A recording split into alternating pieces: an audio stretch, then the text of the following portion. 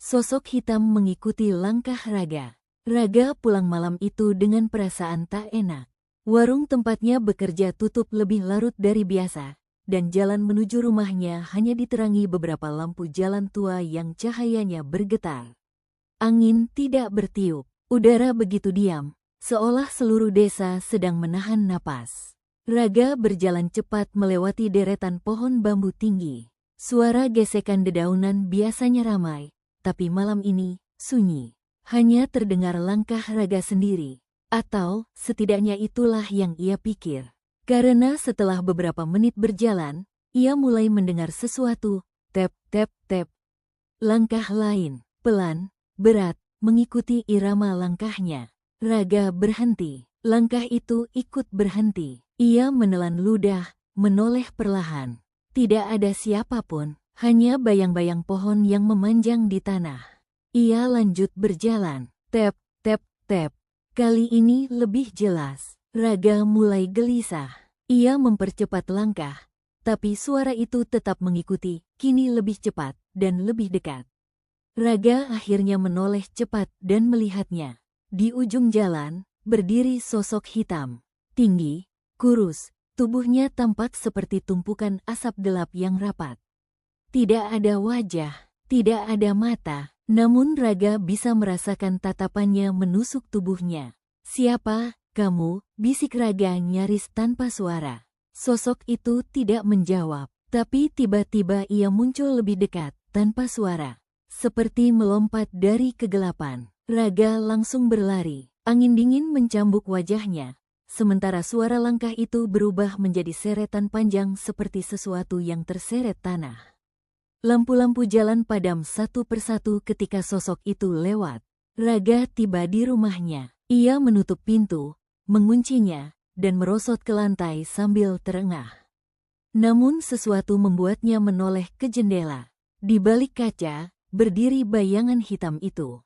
Diam, tidak bergerak, seolah menempel di jendela, mengintip ke dalam. Raga menutup tirai dengan cepat. Ia mencoba tidur. Tapi setiap kali ia memejamkan mata, suara langkah itu terdengar mengitari rumahnya. Malam demi malam, sosok itu terus muncul. Kadang di halaman belakang, kadang di dekat sumur tua, kadang tepat di bawah pohon mangga depan rumah. Selalu diam, selalu mengawasi. Puncaknya tiba 3 hari kemudian. Saat Raga membuka pintu depan pagi-pagi, ia menemukan sebuah kain hitam kusut di ambang pintu. Di dalam kain itu terselip kertas lusuh bertuliskan, "Itu milikku." Raga membeku. Apa maksudnya? Ia mencoba mengingat, dan akhirnya ia sadar. Seminggu lalu, ia sedang menunggu hujan reda di sebuah gubuk dekat hutan. Di lantai gubuk, ia menemukan kalung hitam tua berbentuk mata. Ia menganggap itu barang hilang dan membawanya pulang. Kalung itu ia gantung di kamar. Sejak saat itu, kehidupan Raga tak pernah sama. Malam itu, ketika ia mengambil kalung tersebut dari kamar, udara di rumah mendadak berubah dingin. Sangat dingin, sampai napasnya terlihat. Lampu berkedip, lalu mati. Dalam gelap, terdengar napas panjang, berat, dan sangat dekat. Kebalikan. Raga memutar badan, dan sosok hitam itu kini berada tepat di depannya. Tubuhnya menggantung, tidak menyentuh lantai. Tangan panjangnya menggapai-gapai ke arah kalung itu. Raga gemetar. Saya nggak tahu, ini milikmu."